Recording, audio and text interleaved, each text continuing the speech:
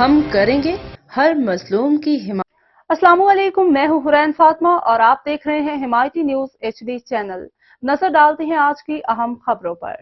ICC men's T20 world cup جیتنے کے بعد بھارتی کرکٹ ٹیم کے کپتان روہت شرما نے بھی T20 انٹرنیشنل سے ریٹائرمنٹ کا اعلان کر دیا۔ اب بارباڈوس میں بھارت نے جنوبی افریقہ کو سنسنی خیز مقابلے میں 7 رن سے شکست دے کر دوسری بار ICC T20 ورلڈ کپ کا ٹائٹل اپنے نام کیا۔